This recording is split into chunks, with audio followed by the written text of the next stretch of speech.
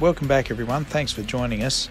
It's been a busy week, however I have found a bit of time to spend on the engine, and in this shot you can see the short motor with one half of the oil pan attached.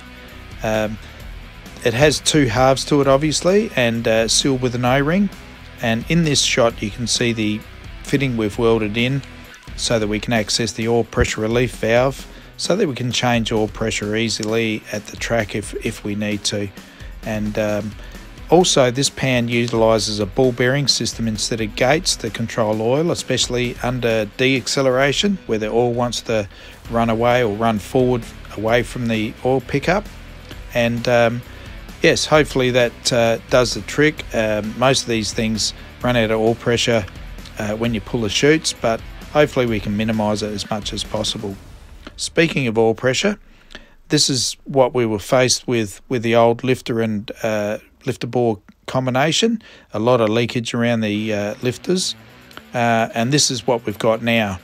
So again, these are the bigger lifters with the refinished lifter bores, and as you can see there's barely any leakage, so hopefully we've nailed that one now, and we can now be assured that we'll have oil getting pumped to up the top of the engine where it's going to cool the exhaust valve springs mainly, and lubricate the rockers. Okay, the cylinder heads. These are billet Allen Johnson canted valve heads. They're made for a standard bore spacing small block Chev. They move about 420 CFM at 800 thou lift with the 2250 valve. That's the Allen Johnson CNC program there, and I'd call this our starting point. I think we can get a lot more air flowing through those ports, but with so many other things to do, it's a starting point for us, so we're happy to commence racing with what we've got. One of the best features I think about these cylinder heads that you'll see in a sec here is the wide stance of the bolt spacing that holds the rocker stands down. This should help us with a very stable valve train, and with an engine that revs up to 10,500, it's very important.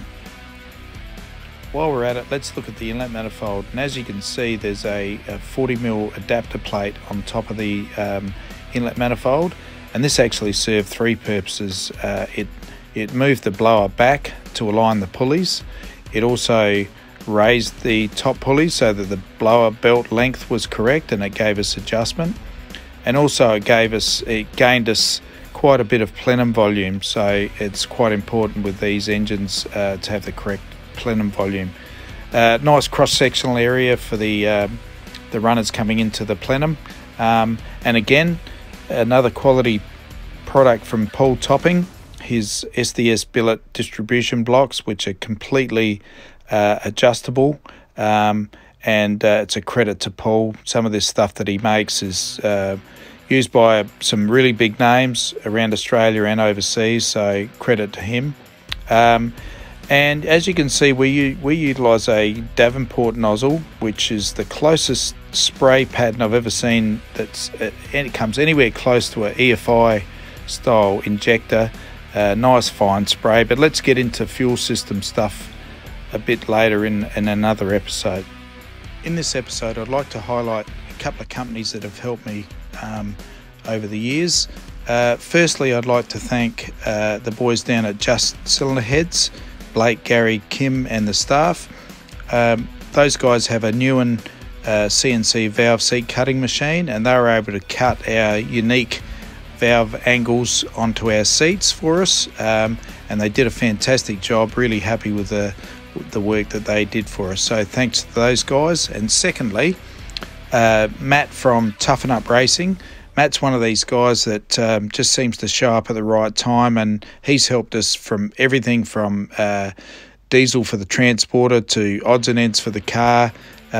So to Matt, thank you very much, and to both those companies, we can't do what we want to do without you. Finally, I'd like to thank the crew, Paul, Dan, Gary and Shane. I know it's a challenge as most of you don't reside nearby, and the cold winter nights don't help either. but together I believe we can make great things happen. I'm looking forward to putting our craft on display at the Bend, especially for the old school small block fans out there, and we appreciate your support to no end. Thank you, and we'll see you on the next video.